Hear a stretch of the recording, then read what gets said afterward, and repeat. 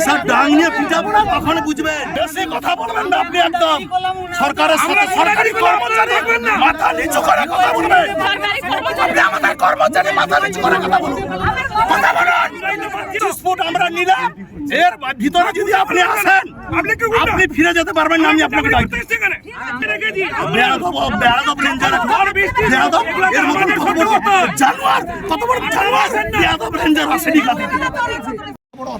Sir আমি duty করছি বলে তুলে নেবেন?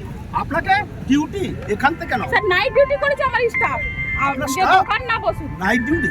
নাইট আপনিই বলেছিলেন। কে ছিল প্রদীপ? কে নাইট ডিউটি করতে বলেছে? স্যার আপনি বলেছিলেন যে দোকান না বসে। আপনি রাত্রিবেলা কেন কাটলেন আমি জানতে চাই। রাত্রিবেলা কেউ কাটেনি। 11টার সময় কেটেছেন। কি বলেন?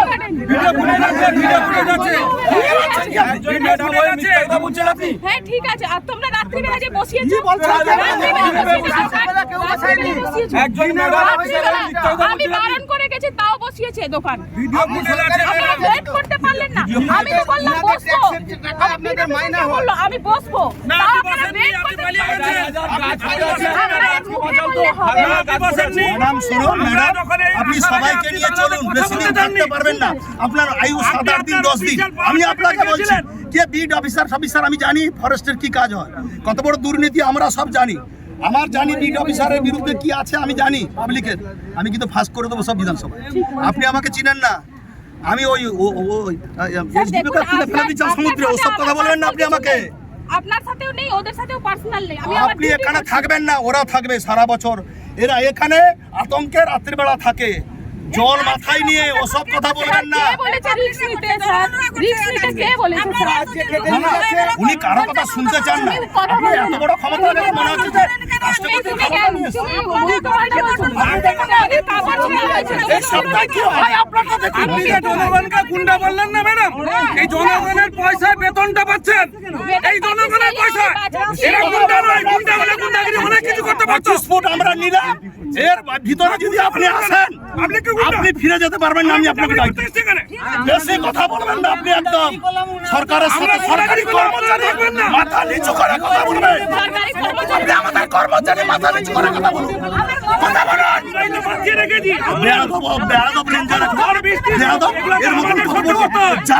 কত বড় জানোয়ার রেঞ্জার আসেনি কাজে। ভদ্রভাবে হবে না, যে ঠাকুর যে ফুলে এইসব ডাং নিয়ে পিটাবো না, তখন বুঝবেন।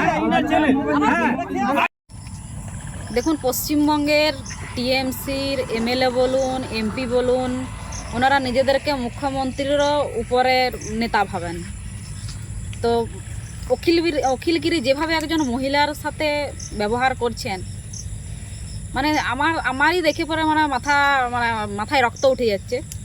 তো এমনভাবে মহিলাকে এমন ভাষাতে বলছেন, মানে ভাবার বিষয় আছে। যারা সরকারি কর্মচারী, যারা সরকারির কাজ করেন, ডিউটি করেন, যারা নিজেদের জীবন বাজি রেখে, পুলিশ বলুন, ফরেস্টার বলুন, এবং যে কোনো কর্মচারী বলুন যারা সরকার গভর্নমেন্টের চাকরি করেন, সেই সব মানুষদেরকে টিএমসির নেতা মন্ত্রীরা না মানুষ বলে মনেই করেন না। ওনারা মনে করেন যে ওনারা কোনো মানুষই না, ওনারা টাকা পাচ্ছেন আর ভর্তি করছেন। কিন্তু ওনার ভাবা উচিত যে ওনার বাবা মা ওনাকে কঠোর পরিশ্রম করে পড়াশোনা শিখিয়েছেন, তবে যাই উনি চাকরিটা পেয়েছেন। অখিলগিরির মতন কোনো ছাপ্পা ভোটে জিতে যে এমএলএ হয়ে গেছেন উনি সেরকম ভাবছেন ওই মহিলাও হয়তো টাকা পয়সা দিয়ে, ঘুষ দিয়ে হয়তো চাকরি পেয়েছেন। তো যদি এরকম ভেবে থাকেন, তাহলে যারা সরকারি চাকরি করছেন তাদের ভাবা উচিত যে সরকারি যারা কর্মচারীরা আছেন তাদেরকে কোন জায়গায় নিয়ে যেতে চাইছেন। কি বলছেন? মাথা নিচু করে কথা বলুন। মাথা নিচু করে কথা বলার জন্য উনি আদেশ করছেন সরকারি কর্মচারীকে যে আপনি মাথা নিচু করে কথা বলুন।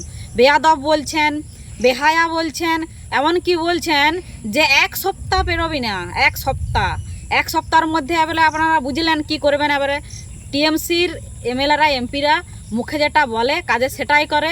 1 সপ্তাহ পেরোবে না মানে মহিলাকে আমি বলবো, তো ওই যে দিদিটির উপর উনি চড়াও হয়েছিলেন, কথা বলছিলেন, তো ওনাকে সিকিউরিটি দেওয়া উচিত। কারণ যেভাবে উনি বললেন 1 সপ্তাহ পেরোবি না, মাথার উপর ডান্ডা চাপিয়ে দেবো, এইরকমগুলো শোনার পর, দেখার পর আমার মনে হয় দিদিভাইটিকে সিকিউরিটি দেওয়া উচিত। যেভাবে টিএমসির নেতা মন্ত্রীরা কথা বলছেন, আর আপনারা তো জানেনই। পশ্চিমবঙ্গে যে বড় বড় কথা বলবে, যে ডায়লগ দিতে পারবে, যে মারার কথা বলবে, যে আপনার সংস্কার নিয়ে কথা বলবে, সে তারা বড় বড় নেতা টিএমসিতে। অন্তত এটা অবাক হওয়ার কিছু নেই। আমি বলবো যে সরকারি যারা কর্মচারী, যারা চাকরি করছেন, তাদেরকে ভাবা উচিত, বোঝা উচিত যে পশ্চিমবঙ্গ আজকে কোন জায়গায় গিয়ে ঠেকেছে এবং টিএমসির নেতাদের কি উপদ্রব বেড়েছে। অখিলগিরি যে ভাষায় এবং যে শারীরিক ভঙ্গিমায় মহিলা পুলিশ অফিসারকে অপমান করেছেন, সেটা তার শিক্ষাকে মান্যতা দেয় এবং তার সাথে সাথে রাজনৈতিক রুচিকেও। অখিলগিরি মহাশয় শুধুমাত্র পুলিশ অফিসার, লেডি অফিসারকে অপমান শুধু করেননি, তার সাথে সাথে মাননীয় মুখ্যমন্ত্রী তার সিদ্ধান্তকেও চূড়ান্তভাবে খিল্লি করেছেন। এখন এটাই দেখার যে মাননীয় মুখ্যমন্ত্রী তিনি তার পদে থাকেন নাকি অখিলগিরিকে তিনি বাধ্য করেন তার মন্ত্রিসভার পদ থেকে পদত্যাগ করবার জন্য। এটাই এখন অন্তত আমার কাছে দেখবার বাকি আছে।